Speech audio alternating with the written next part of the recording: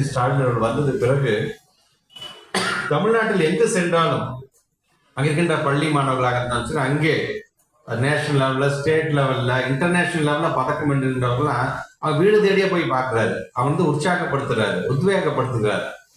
இன்றைக்கு CM trophy வெற்றிகரமா முடிச்சு வச்சிருக்காரு அப்படின்னா, உங்களை போன்றவர் இல்லை என்று சொன்னால் இதெல்லாம் நடத்துவதற்கு சாத்தியமே கிடையாது.